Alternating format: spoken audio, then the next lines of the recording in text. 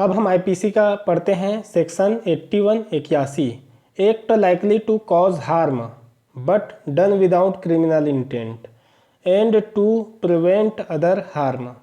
कहने का मतलब है कि कार्य जिससे उपहति कारित होना संभावित है, मतलब उपहति तो कारित हो सकता है इस कार्य से, किंतु जो आपराधिक आशय के बिना, मतलब इसमें हमारा आशय कोई अपराध करना नहीं है और अन्य उपहति के निवारण के लिए किया गया है, मतलब कोई दूसरा और उसको प्रॉब्लम है उसको निवारण के लिए, उसको ठीक करने के लिए ऐसा काम किया गया है, हालांकि इससे नुकसान या उपहति कारित हो सकता है। तो ऐसे में क्या होगा, क्योंकि हम लोग क्या पढ़ रहे हैं इसमें एक्सेप्शन, तो जाहिर सी बात है ये ऐसा करना है ना, या जोखिम उठाना हालांकि न्यायानुमत, मतलब न्यायिक अनुसार, नियम के अनुसार होना चाहिए और माफ़ी योग्य होना चाहिए, ऐसा काम होना चाहिए। तो यदि ऐसा है तो वो कोई अपराध नहीं है। जैसे कि एग्जाम्पल, हम यहाँ पर 2 एग्जाम्पल देख लेते हैं। पहला, ये जो कि जलयान का एक कप्तान है ना, जलयान चलाता है, वो देखता है, उसका मतलब मैनेजमेंट कर रहा है।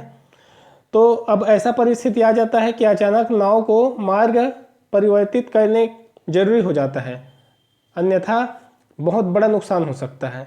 लेकिन इसमें भी एक नुकसान हो रहा है, नाव को जब परिवर्तित कर रहा है तो जिससे वाई नाम का नाव है उसमें 20 यात्री की जान जोखिम में पड़ता एक तरफ, और दूसरा रास्ता ये था जिसमें जेड नाम के नाव में 2 यात्रियों का जो है जान खतरे में पड़ता है ना। तो ऐसे स्थिति में इन्होंने फैसला लिया 20 यात्रियों को जो कि वाई नाव में बैठे हैं उसको बचाने के लिए। तो ऐसे में जेड नाव में 2 यात्री मारे जाते हैं। और ये एक्ट किसका था, एक किसका है, कैसे ये जो फैसला किसका है, ए का। लेकिन ये फैसला परिस्थितिवश 20 यात्रियों को बचाने के लिए किया गया है, इसलिए ए ने यहाँ पर कोई अपराध नहीं किया है। दूसरा देखते हैं, ए एक बड़े अग्निकांड में आग फैलने से बचाने के लिए गृहों को गिरा देता है, मतलब आग फैल रहा होता है और बुझाना एक नाम का जो भी उस कर्तव्य पर लगे हैं उसका जवाबदारी है। ऐसे में जो आग लगा हुआ है जिन घरों में, वो घर से आग आगे फैल रहा था, तो उन घरों को अगर वो जेसीबी से या कोई भी मशीन से या जैसे भी माध्यम से उसको अगर अलग कर देता है बाकी घरों से, जिससे वो घर जो नहीं जला है थोड़ा बहुत वो भी अगर टूट जाता है, तो इसमें कोई ये अपराध नहीं है, क्योंकि ये बाकी घरों को बचाने के लिए ऐसा किया है। ठीक है। उसके बाद हम लोग देखते हैं section 82 act of a child under 7 years of age. ठीक है, मतलब 7 वर्ष से कम आयु का कोई शिशु है, ठीक है, तो उसके द्वारा जो किया गया जो कार्य है वो कोई भी बात अपराध नहीं माना जाएगा, नथिंग शैल बी ऑफेंस।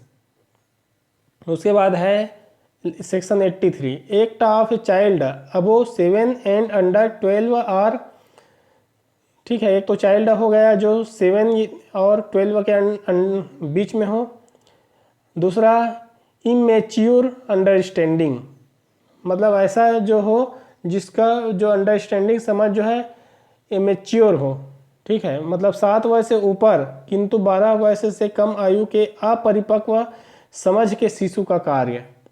ठीक है, उम्र तो 7 से 12 है, परंतु उसका जो समझ है वो अपरिपक्व है, परिपक्व नहीं हुआ है।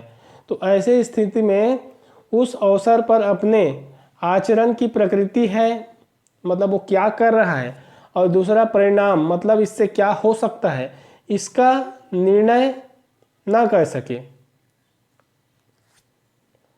है ना, यहाँ पर ना आएगा, ना कर सके, तब वो क्या होगा वो उसके द्वारा किया गया कोई भी कार्य एक्ट जो है अपराध नहीं माना जाएगा। उसके बाद है section 84 act of a person of unsound mind, मतलब विकृत चित्त के व्यक्ति के द्वारा यदि कोई कार्य किया जाता है तब हम देखते हैं। तो विकृत चित्त के कारण वो व्यक्ति असमर्थ हो जाए, क्या कार्य की प्रकृति वो क्या कर रहा है और दोषपूर्ण किसको कहेंगे, विधि के प्रतिकूल किसको कहते हैं, इन बातों को यदि वो नहीं जानता है तो ऐसे व्यक्ति के द्वारा किया गया कार्य भी अपराध नहीं है। उसके बाद है 85, section 85, act a person incapable of judgment by reason of intoxication caused against his will. ठीक है, यदि ऐसे व्यक्ति का कार्य जो अपनी इच्छा के विरुद्ध मत्तता में होने के कारण निर्णय पर पहुंचने में असमर्थ है। निर्णय पर पहुंचने में मतलब क्या करना चाहिए क्या नहीं करना चाहिए। तो मत्तता में मतलब नशे में है वो, और वो नशा कैसा है, वो स्वयं से नशा नहीं किया है, कोई व्यक्ति उसको ज़बरदस्ती नशा करा दिया है, जिसके कारण वो इस निर्णय पर नहीं पहुंच पा रहे हैं कि मुझको क्या करना चाहिए क्या नहीं करना चाहिए। और इसी पर परिप्रेक्ष्य में उनके द्वारा जो कोई अपराध हो जाता है तो ऐसे अपराध को अपराध नहीं माना जाएगा, वो अपवाद माना जाएगा। लेकिन ध्यान रखना है, ज़बरदस्ती कोई सेवन कराए तब, है ना, और उसके सेवन से क्या हो जाता है, वो असमर्थ हो जाएगा कि कार्य जो कर रहा है उसकी प्रकृति क्या है, वो दोषपूर्ण है या नहीं है, वो विधि के प्रतिकूल है, ये सब बातें वो कोई भी समझ नहीं पाता, तब वो अपराध नहीं माना जाएगा। ध्यान रखना है, अगर कोई ज़बरदस्ती सेवन करा दिया जिससे उसको थोड़ा नशा हो गया लेकिन फिर भी वो क्या कर रहा है पूरा जानता है तो वो अपवाद में नहीं आएगा। ठीक है, उसके बाद है सेक्शन 86। 86 क्या कहता है, offence requiring a particular intent और knowledge committed by one who is intoxicated. ये थोड़ा सा कंफ्यूजिंग है तो इसको ध्यान से समझना है। किसी व्यक्ति द्वारा जो मत्तता में है, मत्तता ममत लिख दिया हूँ इसको, मत्तता मतलब नशे में है, किया गया अपराध जिसमें विशेष आशय या ज्ञान होना अपेक्षित है। मतलब ऐसा अपराध कि उस अपराध को अपराध तभी माना जाएगा जब वो कोई इंटेंशन या विशेष आशय या पूरा सोच समझ कर किया गया है, तभी अपराध मानेगा। और ऐसे अपराध किया जाता है एक ऐसे व्यक्ति द्वारा जो इंटॉक्सिकेटेड है, मतलब मत्तता में है। तब क्या होगा, पहला तो ये है कि विशेष ज्ञान या आशय के साथ जब करे तभी अपराध है ना।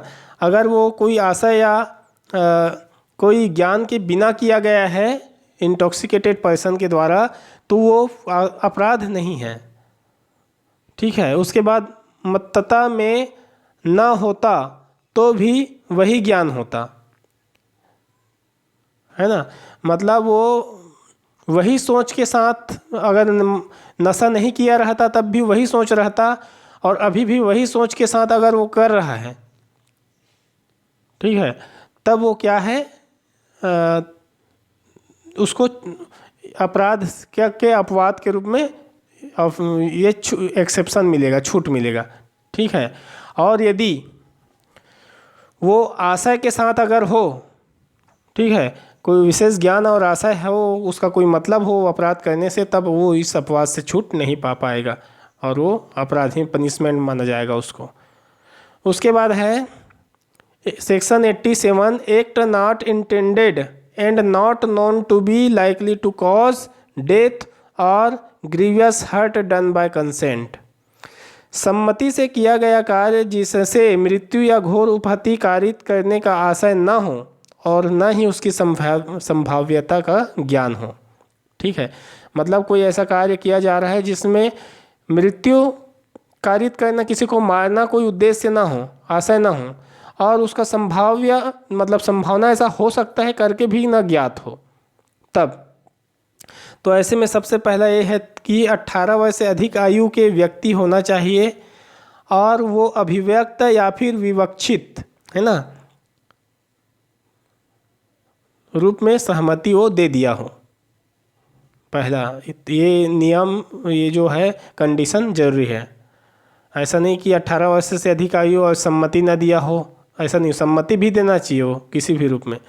और उसका हम एग्जाम्पल देखते हैं। देखिए, ए और जेड आमोद हेतु मतलब टाइम पास मनोरंजन के लिए आपस में पट्टेबाजी करने हेतु सहमत होते हैं। पट्टेबाजी कहने का मतलब ये है कि मैं तुमको पट्टा मारूंगा, तुम मुझको मारना, ऐसा कुछ गेम होगा। तो नियम के अनुसार जैसा खेलते हैं वो खेल रहे हैं ना, मतलब ये जो है सद्भावपूर्वक चल रहा है खेल। ए द्वारा जेड को उफती कारित हो जाता है या मर जाता है, जैसे भी है, तो ये अपराध नहीं माना जाएगा, क्योंकि इसमें दोनों को सहमति था और दोनों सद्भावपूर्वक खेल रहे थे एक खेल जैसा। जैसे इसमें होता है बॉक्सिंग वगैरह खेल में सहमति से होता है। अगर बॉक्सिंग खेल रहा है या फिर कोई दूसरा खेल खेल रहा है, उसमें मर गया कोई, तो उसमें पहले ही साइन करवा लिया जाता है कि आपकी सहमति है, इसमें कोई नुकसान होता है, मौत होता है, तो उसके जिम्मेदार कोई दूसरा नहीं होगा। ठीक है। वैसे ही सेक्शन है 88, act not intended to cause death done by consent in good faith for person's benefit. किसी व्यक्ति के फायदे के लिए सम्मति से सद्भावपूर्वक किया गया कार्य जिससे मृत्यु कारित करने का आशय न हो। ठीक है। ऐसे स्थिति में मतलब उसी के फायदे के लिए जब किया जा रहा है, लेकिन उपहति या जोखिम उठाने वाला जो व्यक्ति है वो अभिव्यक्त या विवक्षित रूप से सहमति दिया हो, तब ऐसा होगा। एक एग्जाम्पल को देखते हैं, समझ में आ जाएगा। जैसे कि ए एक शल्य चिकित्सक है। शल्य चिकित्सक मतलब ऑपरेशन वगैरह करने वाला डॉक्टर। तो जेड जो वेदनापूर्ण व्याधि से ग्रस्त है, मतलब बहुत तड़प रहा है जेड, उसको बहुत तकलीफ है, तो वो इस तकलीफ को दूर करने के लिए सद्भावपूर्वक जेड के फायदे के लिए, है ना, इसको इस तकलीफ से निजात दिलाने के लिए जेड की सहमति से उसको सहमति भी लेता है कि ऐसा इसमें डेंजर भी है, यह ऑपरेशन किया जाएगा तो, लेकिन इससे तुम ठीक हो सकते हो। ऐसा सद्भावपूर्वक यदि सहमति से शल्य चिकित्सा का कार्य शल्य कर्म करता है जिसमें मृत्यु भी हो सकता है, तो मृत्यु भी हो जाए तो भी अपराध नहीं है, क्योंकि इसमें जेड के फायदे के लिए ही ये डॉक्टर काम कर रहा होता है। उसके बाद है section 89, act done in good faith for benefit of child और इनसेंट पर्सन बाय और बाय कंसेंट ऑफ गार्जियन। मतलब ये है कि संरक्षक द्वारा या उसकी सम्मति से शिशु जो कि 12 वर्ष से कम के बच्चे हो या फिर उन्मत्त व्यक्ति मतलब विकृत चित्त के व्यक्ति के फायदे के लिए सद्भावपूर्वक किया गया जो कार्य होता है ना, जैसे कि संरक्षक या भार साधक द्वारा, इसमें कंडीशन संरक्षक या भार साधक द्वारा अभिव्यक्त या विवक्षित रूप से सहमति दिया हो, क्योंकि चिल्ड्रन या इंसेंट पर्सन का सहमति तो मान्य नहीं है, तो उसका संरक्षक दे हो। भले ही कर्ता को उपहति होने का आशय संभावना ज्ञात हो, मतलब उपहति जो ये काम कर रहा है इलाज वगैरह डॉक्टर के द्वारा, मान लो वो डेंजर है, ऐसा ऑपरेशन वगैरह करने से उसकी मृत्यु भी हो सकता है, उसको उपहति हो सकता है या होने की संभावना है, ये ज्ञात डॉक्टर को हो तब भी कोई अपराध नहीं है, क्योंकि ऐसा इसलिए कर रहा है कि उस बच्चे या इंसेंट पर्सन को ठीक किया जा सके, या ये डॉक्टर में ही नहीं दूसरे चीज़ों में भी लागू होगा। ठीक है। तो वो जो करता है उसको ज्ञान हो, संभावना या आशा, तब भी वो कोई अपराध नहीं होगा, क्योंकि वो गुड फेथ में कर रहा है। परंतु कुछ अपवाद जो है वो मान्य नहीं होता है, जैसे कि यदि सहसा मृत्यु कारित करने का प्रयत्न कोई कर रहा है, जानबूझ के उसको मारना चाहता है, तब वो मान्य नहीं है। मृत्यु घोर उपहति रोग अंग शैथिल्य के निवारण से भिन्न प्रयोजन के लिए, ये सब में छूट दिया गया है। इसके भिन्न अगर कोई प्रयोजन के लिए कर रहा है तो मान्य नहीं होगा, मतलब इसके भिन्न प्रयोजन के लिए जिससे मृत्यु हो सकता है तो मान्य नहीं है। तीसरा है स्वेच्छया गौर उपहति का प्रयत्न यदि किया जाता है ये सब चीज़ के अलावा, तब भी वो मान्य नहीं है।